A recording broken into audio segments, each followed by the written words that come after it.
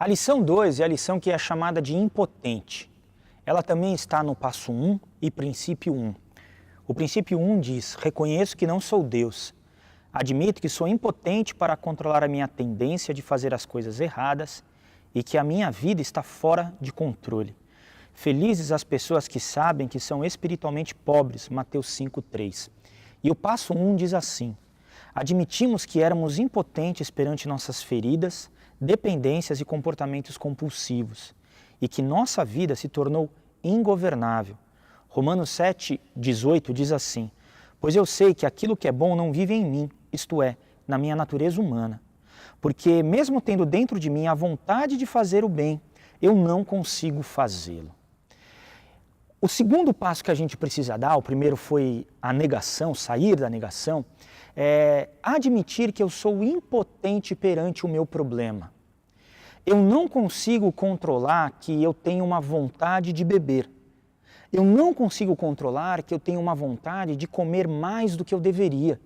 Eu não consigo controlar que eu tenho uma vontade louca de comprar mais do que eu deveria. Eu não consigo controlar a minha tendência de olhar pornografia na internet. Qualquer uma delas, não importa a área de recuperação. Eu preciso admitir para mim mesmo e você precisa admitir para você que você não consegue controlar. Quando você faz isso, quando você admite que você não pode, você começa a perceber que tem algumas coisas que tiram a tua sobriedade, a tua sanidade. A gente vai falar um pouquinho mais à frente sobre a questão da sanidade e insanidade. Mas quando a gente admite que somos impotentes, eu começo a dar alguns passos em relação a conseguir ter de volta a minha sanidade. E o primeiro ponto dessa lição impotente é a questão de ira e ressentimento. Se eu deixar que os meus ressentimentos eles fiquem aqui, eles cresçam, a ira vai crescendo. E um ressentimento é simplesmente algo que eu tenho algum problema no passado, alguém fez algo contra mim no passado, essa pessoa ela até tem uma dívida comigo, mas aquele ressentimento fica aqui, o ressentimento ele me corrói. É como se eu tivesse uma âncora lá atrás da minha vida e essa âncora tivesse me fazendo não conseguir andar para frente. Ela para o meu crescimento, ela para a minha recuperação. E uma das características que acontece em relação ao ressentimento é a ira. Eu fico irado, eu fico com raiva e eu nem sei direito de onde vem isso.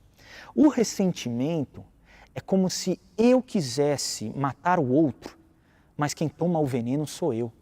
Então eu estou tomando veneno para matar uma outra pessoa. Então realmente quem está morrendo sou eu. Efésios 4, 26 e 27 diz assim: se vocês ficarem com raiva, não deixem que isso faça com que pequem e não fiquem o dia inteiro com raiva.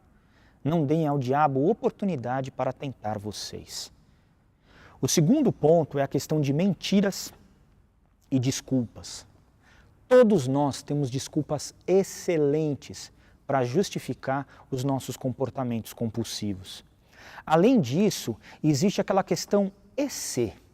E se eu tivesse guardado dinheiro há 20 anos atrás?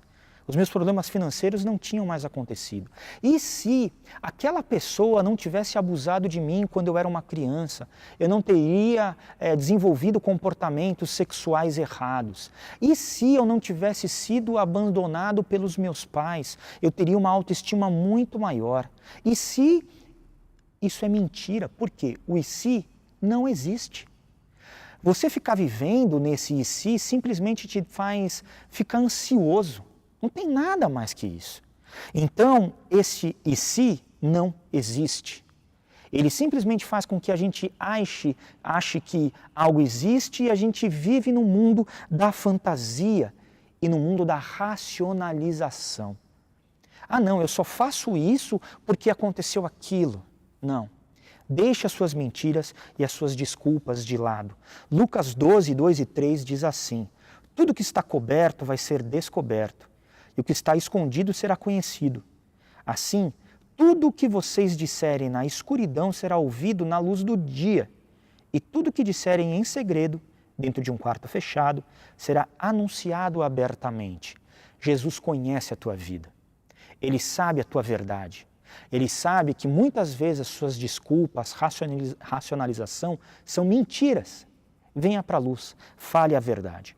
O próximo ponto é a questão da preocupação.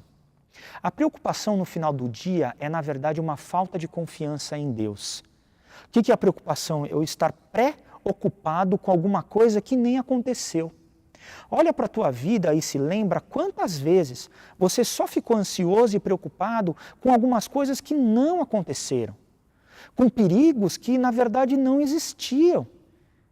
E isso demonstra que no final do dia você não tinha assim lá tanta confiança em Deus. Mateus 6,34 diz: por isso, não fiquem preocupados com o dia de amanhã, pois o dia de amanhã trará suas próprias preocupações. Para cada dia bastam as suas próprias dificuldades. Uma das coisas mais importantes na nossa recuperação é entender que eu só vivo hoje, eu só vivo no presente, em mais nenhum outro momento. Então, eu preciso viver hoje, só por hoje, um dia de cada vez, confiando nas promessas de meu Deus e não me preocupando com o futuro. O próximo ponto é a questão do orgulho. O orgulho, ele é muito complicado. O orgulho é muitas vezes o maior problema da vida das pessoas. Às vezes a gente conversa com casais que estão enfrentando dificuldades em seus casamentos e a gente percebe que o grande problema é que cada um deles só olha para o seu próprio umbigo, só olha para ele mesmo e não quer de forma nenhuma abrir mão de nada. Existe uma fórmula que diz assim: ignorância mais poder, mais orgulho é uma mistura mortal. E quando a gente fala de ignorância é o seguinte: às vezes você não sabe que não sabe. Você acha que o teu conhecimento, que os teus estudos, tudo isso é o que vai fazer você chegar até certo ponto. Então é uma ignorância, porque não é isso que vai fazer. É o poder de Deus. O próximo ponto, que é a questão do poder, é você olha para tudo isso e fica poderoso. Você realmente acha que pode. E daí cresce o orgulho. Sabe o que isso vai te levar? Vai te levar para o buraco. Se já não foi isso que te trouxe até aqui. Então, Provérbios 29 e 23 diz assim: o orgulhoso acaba sendo humilhado, mas quem é humilde será respeitado. E a questão da humildade é a seguinte: humildade não é você pensar menos sobre você, ou pensar menos de você, mas é você ficar pensando menos em você mesmo. Então, assim, se você é um bom profissional, se você é um ótimo profissional, aceite que você é um ótimo profissional. Isso é bom. Ter uma visão equilibrada de quem você é excelente. E humildade é você não achar que isso faz com que você possa pisar nas outras pessoas. Ou que é por causa disso que você tem todo o sucesso. Não é. Tudo que temos vem de Deus. E a melhor forma da gente deixar o orgulho de lado é agradecer. Agradeça a Deus pelo que você é, pelo que você tem e por tudo que você já teve e conquistou na sua vida. Agradeça a Deus pela sua família, por tudo que você é. Quando você faz isso, você deixa de ser orgulhoso e entende que humildade é uma noção equilibrada de quem você é. O próximo ponto é tentativa de fuga. Muitos de nós tentamos fugir de nossos sentimentos, fugir das nossas dores, fugir daquilo que dói. Por quê? Eu não sei lidar com aquilo, eu não sei como que lida com aquela situação. Imagina que você não consegue dizer não para uma certa pessoa, que pode ser os seus pais, pode ser o seu marido ou a sua esposa, ou talvez o seu chefe, ou um amigo. Um amigo que você sabe que ele está te manipulando e você não consegue dizer não. A dificuldade em dizer não é uma questão de limites. Uma questão de limites que a gente não conseguiu construir um limite correto, um limite saudável ao longo da nossa vida. E como eu não sei, eu fujo. E essa tentativa de fuga é algo que simplesmente nos atrapalha. Efésios 5, 13 e 14 diz: e quando qualquer coisa é trazida para a luz, então a sua verdadeira natureza é revelada, porque o que é claramente revelado se torna luz. E é por isso que se diz: você que está dormindo, acorde, levante-se da morte, e Cristo o iluminará. Deus está na luz e é para lá que a gente precisa ir. O próximo ponto é a questão do egoísmo. O egoísmo é eu pensar em só a mim, só eu, em mais ninguém. Existe uma questão muito importante. A codependência é quando você é dependente emocionalmente de uma outra pessoa, tá bom? Uma das características da codependência é que eu acabo não vivendo a minha vida, eu vivo a vida do outro. Um exemplo disso é uma esposa de um marido alcoólatra, que ela acaba vivendo, aí ficando em função e vivendo em função desse marido alcoólatra. Então, ela não viveu a vida dela, ela viveu a vida do outro. Também pode ser uma criança que teve pais ou muito manipuladores, ou muito bravos, ou que ela apanhou muito, ou ela foi abusada durante um tempo. Não precisa só ser sexualmente, tá bom? Pode ser, mas pode ser fisicamente e pode ser também emocionalmente. Ela foi abusada e daí ela desenvolveu isso. Então a gente precisa sair dessa codependência, e sair da codependência é entender que eu sou responsável pela minha vida e que o outro é responsável pela vida do outro. Isso não é egoísmo. Isso, na verdade, é ter limites bons. Só que o que é egoísmo? Eu não consigo pensar no outro. Eu só penso em mim. Eu não penso na minha filha, eu não penso na minha esposa. Por exemplo, tem uma casa, um casal, que ele está segurando o dinheiro. Ele fala, olha, a gente não pode gastar dinheiro porque a gente tem que economizar. Então ele não compra nada para a esposa, ele não compra nada para a filha, mas quando é alguma coisa que ele quer, ele vai e compra. Isso é egoísmo. Então, o egoísmo, ele muitas vezes está no centro de quase todos os nossos problemas. A gente precisa, em amor, olhar para as outras pessoas. Você lembra da oração do Pai Nosso? Ele diz o seguinte, Pai Nosso que estás nos céus, dá-nos isso, dá-nos aquilo. Nunca é dá-me, a mim, é sempre nosso. O Evangelho, ele é coletivo, ele nunca é individual. Lucas 17:33 diz assim, a pessoa que procura os seus próprios interesses nunca terá a vida eterna, mas quem esquece a si mesmo terá a vida eterna. Porque nós precisamos negar a nós mesmos e caminhar com Cristo. O próximo ponto é a questão da negação. A lição 1 foi a lição da negação, então eu não vou me aprofundar muito nesse ponto, só tem um que eu gostaria de dizer, que quando você deixa de negar e você entende que você é impotente, você passa a perceber que você não está sozinho na sua recuperação. Hebreus 13:1 e 2 diz assim, continuem a amar uns aos outros como irmãos em Cristo. Não deixem de receber bem aqueles que vêm à casa de vocês, pois alguns que foram hospitaleiros receberam anjos sem saber.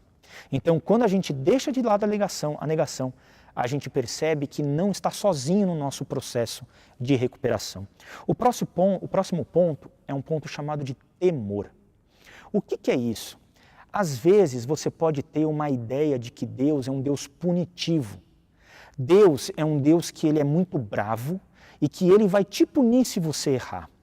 Isso talvez seja a consequência da imagem que você tem de seu pai terreno, ou de seus pais, ou de todas as autoridades que você teve ao longo de sua vida, que te puniram.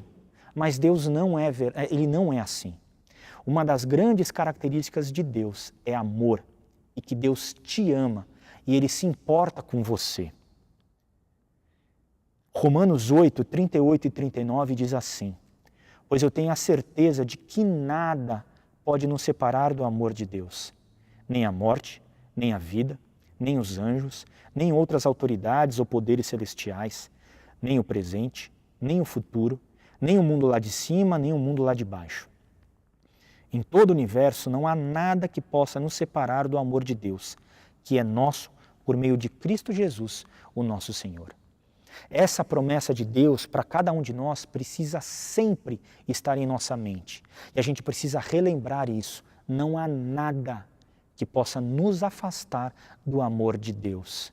Nem o seu passado, nem o seu presente, nem o seu futuro, nem o seu pecado, nem a sua compulsão. Ele nos ama e ele te ama.